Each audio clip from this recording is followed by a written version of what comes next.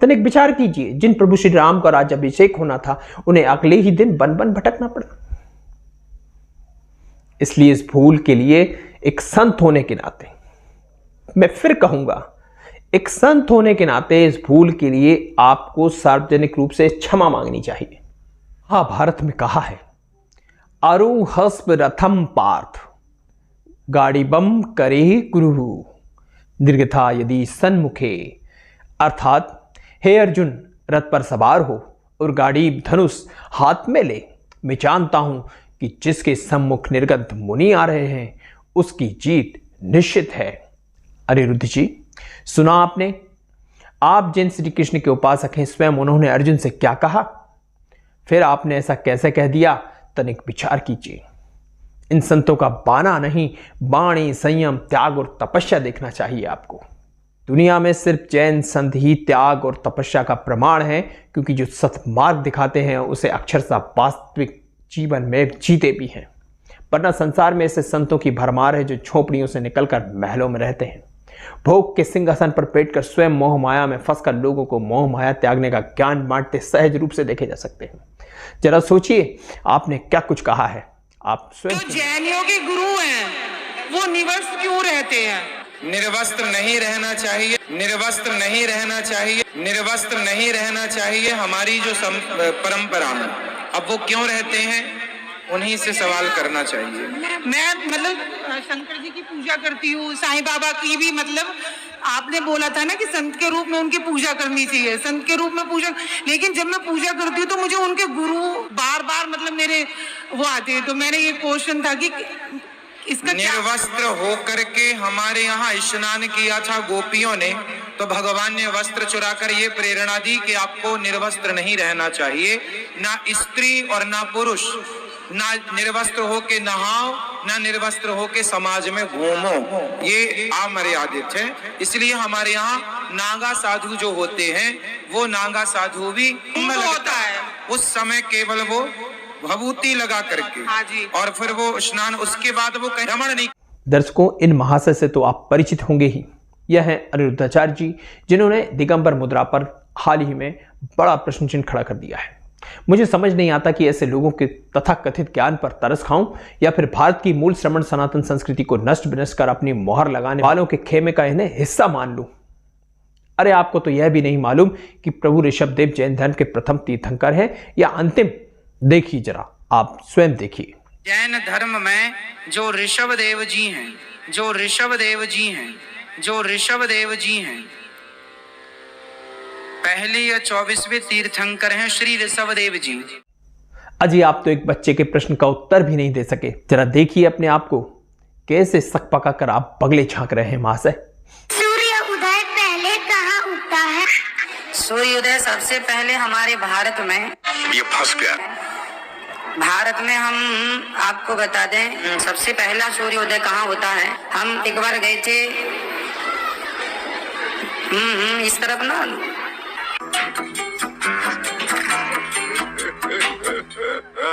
हाँ इस तरफ, आसाम के आगे भी कुछ है, उसके आगे क्या है, मणिपुर के आगे क्या है, हम उस तरफ नागालैंड गए थे। हम नागालैंड गए थे। नागालैंड भारत की ही धरती है। नागालैंड वहाँ गए तो सवेरे 4:30 बजे देखा तो दिन था। वाह क्या सीन है, वाह क्या सीन है। महाराज जी, बल्कि गूगल में सर्च करने से बताता है कि जापान में पहले सूर्य उदय होता है। बेटा, भारत में ही। अरे अनिरुद्ध जी, जिन नारायण श्री कृष्ण के आप उपासक हैं, तनिक उनके बारे में ही जान लेते कि उन्होंने गीता में दिए गए ज्ञान को किसके चरणों में बैठकर प्राप्त किया है, तो मालूम होता कि नारायण श्री कृष्ण कोई और नहीं बल्कि वे साक्षात 22वें तीर्थंकर श्री नेमिनाथ प्रभु के चचेरे भाई थे। दर्शकों, सादर जय जैन। आप देख रहे हैं जिनोदय। मेरा नाम है पंकज जैन। वीडियो में आगे बढ़ने से पहले चैनल को सब्सक्राइब कर हमें सपोर्ट कर दीजिए। आइए शुरू करते हैं। अरे महाराज, आज जहां मानव भी दानव बनता जा रहा है, ऐसे विकराल समय में भी सर्वस्व त्याग कर घोर तपस्या में लीन यह निर्गंत जैन संत चलते फिरते तीर्थ हैं। क्या यह किसी चमत्कार से कम नहीं है? आज लोग अनादि निधन धर्म से अनभिज्ञ हो चुके हैं, जिसके चलते निर्गंत संतों के संबंध में कई सारी भ्रांतियां लोगों ने पाल रखी हैं। प्राचीनतम इतिहास साक्षी है, चक्रवर्ती भरत, भागीरथ, मर्यादा पुरुषोत्तम प्रभु श्री राम, हनुमान आदि आदि ने इसी धर्म रूपी नौका के सहारे भव सागर को पार किया है। इस कलयुग में साक्षात मौजूद चलते फिरते तीर्थ, धरती के देवता संत श्रोमणी आचार्य श्री 108 विद्यासागर जी महामुनिराज प्राय कहते हैं कि हमारा देश बहुत आगे बढ़ गया है, अर्थात हम बहुत आगे आ गए हैं, अब वापस लौटने की आवश्यकता है। आचार्य भगवान के श्रीमुख से निकले इन वचनों का आशय निश्चित ही इतिहास को भुलाने से है। फिलहाल इतिहास की बात किसी और वीडियो में करेंगे। आज बस इतना समझ लीजिए, ऐसे निर्गंथ मुनि जो दिशा रूपी वस्त्रों को धारण किए हुए हैं, ये जहां होते हैं ना, महाकलयुग में भी सत्युग स्वतः ही नजर आने लगता है। जानते हैं अनिरुद्ध जी, निर्गंथ मुनि किसे कहते हैं? दिशाएं ही जिसका वस्त्र है, धरती इनका बिछोना और नील गगन इनकी छत, ना कोई इनका अपना है, ना कोई इनका पराया है, ना किसी से राग है, ना किसी से द्वेष है। परम संयमी निर्गंथ मुनियों की अभिनय तो कोई अज्ञानी ही कर सकता है। वे दिगंबर मुनि जो 24 घंटे में मात्र एक बार विधिपूर्वक जलपान करते हैं। ये मुनिराज ठंडी, गर्मी, बरसात किसी भी मौसम में शरीर पर वस्त्र धारण नहीं करते। दिगंबर जैन मुनि अहिंसा का उपकरण मयूर पंख की पिछका, सोच का उपकरण कमंडलू और ज्ञान का उपकरण धर्म ग्रंथ के अलावा अपने समक्ष कुछ भी नहीं रखते। ये दिगंबर जैन मुनि केश लो 4 माह के भीतर ही अपने हाथों से बाल नोच कर करते हैं, ताकि किसी जीव की हिंसा ना हो।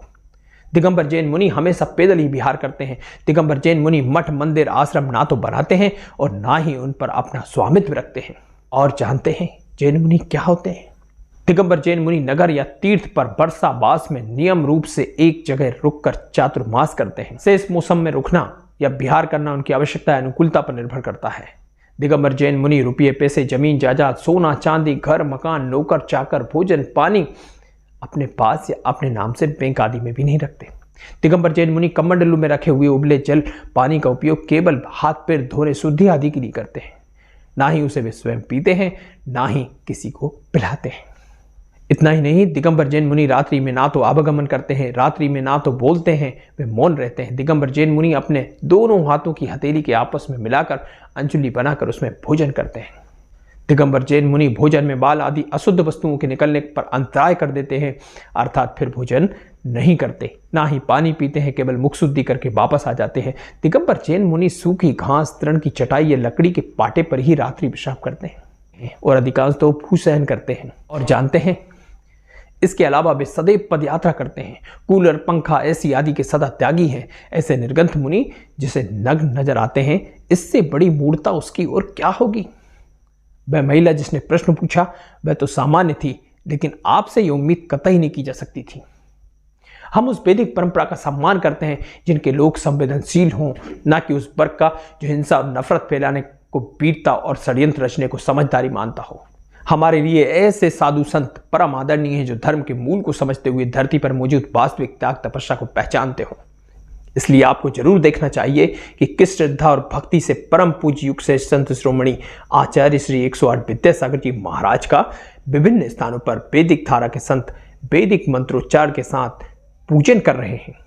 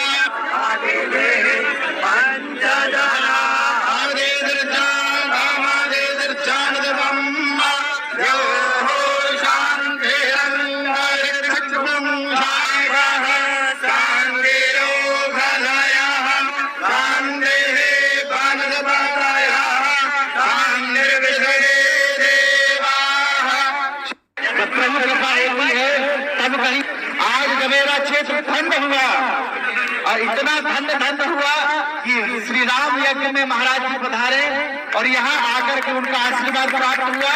यूं मानो कि साक्षात जगत के स्वामी आज हमारे दरबार में पधारे हैं और उनका आशीर्वाद हो रहा है। और ऐसी कृपा जब तक हमारा जीवन रहे तब तक ऐसी दयालुता, ऐसी कृपा पूज्य महाराज श्री जी की हमारे सर पर बनी रहे और उनकी कृपा ऐसी सदैव प्राप्त होती रहे। ऐसी सदगुरुदेव भगवान आचार्य गुरुवर श्री ज्ञान सागर जी रह करके जो कुछ मिला उसी में संतोष धारण करके अहिंसा देवता की पूजा की।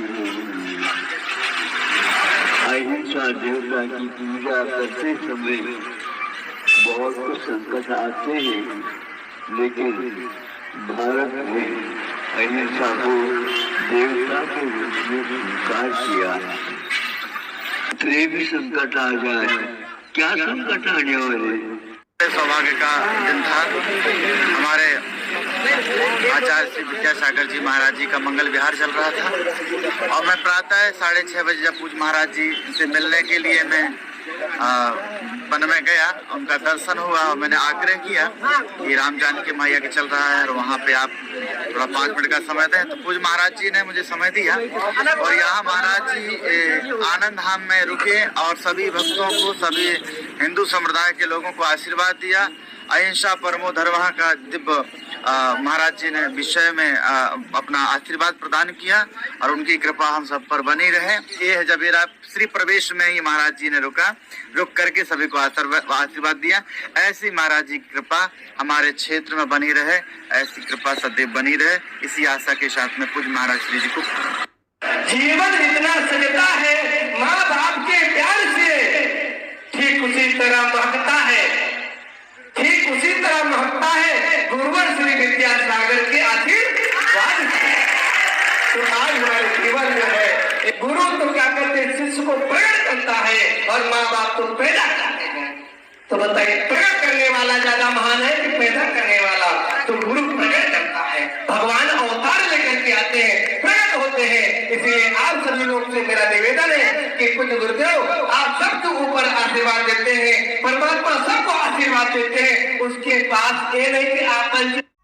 जरा यह भी देखिए, आप ही की भांति एक प्रसिद्ध कथावाचक निर्गंत संतों के प्रति क्या भावनाएं रखती है। नमो आयर्याणम, नमो उबध्यायाणम, नमो लोय सभ्य साहूणम।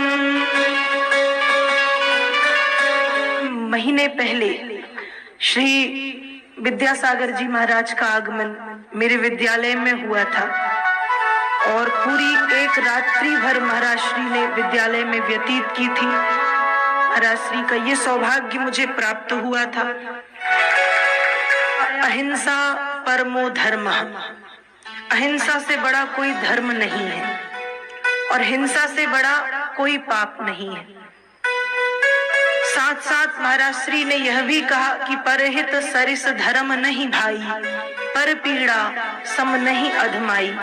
इस संसार में परहित मतलब किसी की भलाई, किसी का हित, किसी का परोपकार, इससे बड़ा कोई धर्म नहीं है। और पर पीड़ा, किसी को कष्ट देना, किसी को दुख पहुंचाना, इससे बड़ा कोई पाप नहीं है। मैं चाहूंगी कि आप सभी उन विषयों पर ध्यान अवश्य दें।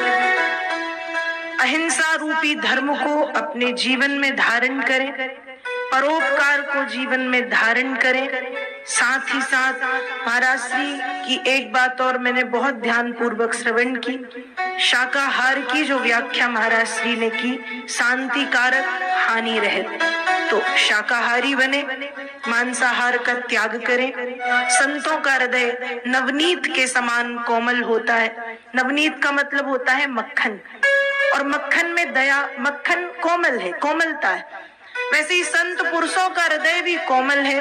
संत पुरुषों के हृदय में दया की भावना छिपी होती है, जो सदैव दुखी जनों के दुख को देख करके उसे दूर करने के कार्य में आती है। तो ऐसे परम संत हमारे बीच में विराजमान है। मैं जैन का मतलब बताने की छोटी सी कोशिश करती हूँ। जैन शब्द संस्कृत की जिन धातु से बना है। जितेंद्रिय अर्थात जिस व्यक्ति ने अपनी 10 इंद्रियों पर विजय प्राप्त कर ली हो, वो जैन कहलाता है। देखा आपने, और एक आप हैं बिना सोचे समझे अनर्गल टिप्पणी कर दी। एक बार भी ये नहीं सोचा कि जैन धर्म अनुयायियों की इससे किस कदर भावनाएं आहत होंगी। आप और आप जैसे संतों व कथावाचकों को मेरा सुझाव है कि आप अपने शंका समाधान जैसे आयोजन तत्काल बंद कर दीजिए, अन्यथा वह प्रश्न स्वीकार कीजिए जो आपके स्तर के हों, या फिर सटीक तथ्यपरक और प्रामाणिक उत्तर देकर ईमानदारी से सत्य का प्रचार करिए। महज अपनी दुकान चलाने के लिए शाश्वत और अनादि निधन धर्म व उससे संबंधित किसी भी विषय पर अपने कूटरचित अथवा मूर्खतापूर्ण विचार व्यक्त करने से थोड़ा डरिए महाराज, क्योंकि कर्म सिद्धांत किसी को छोड़ता नहीं है। तनिक विचार कीजिए, जिन प्रभु श्री राम का राज्याभिषेक होना था उन्हें अगले ही दिन बन बन भटकना पड़ा। इसलिए इस भूल के लिए एक संत होने के नाते, मैं फिर कहूंगा, एक संत होने के नाते इस भूल के लिए आपको सार्वजनिक रूप से क्षमा मांगनी चाहिए और आगे से संभल कर बोलने का संकल्प ले लेना चाहिए। यह जैन धर्म और निर्गंथ मुनि अनादि से हैं, अर्थात जब से सृष्टि है तभी से आत्म विजयी का मार्ग दिखाने वाला यह धर्म भी है, और जब से धर्म है तभी से निर्गंथ संत भी हैं। आपके गलत कह देने से शाश्वत परंपरा गलत सिद्ध नहीं होगी। आपके कुछ तो भी बोलने से आज भटके हुए लोग इतिहास को वैसा ही देख रहे हैं जैसा आप लोगों के द्वारा जाने अनजाने दिखाया जा रहा है। जाते जाते मेरा सभी कथावाचकों, संतों व नेताओं से विनम्र अनुरोध है कि वे कृपया श्रमणों के संबंध में अज्ञानता बस या जानबूझकर कोई मिथ्या प्रचार न करें। आज के लिए बस इतना ही। यदि आप चाहते हैं जैन धर्म के इतिहास को विस्तार से जानना तो हमें कमेंट्स कर बताइए। फिर होगी मुलाकात किसी और वीडियो के साथ। यदि आप हमें सपोर्ट करना चाहते हैं तो चैनल को अभी सब्सक्राइब कर बेल आइकन को ऑन कर दीजिए। वीडियो को लाइक, शेयर और कमेंट्स करिए। सादर जय जिनेंद्र।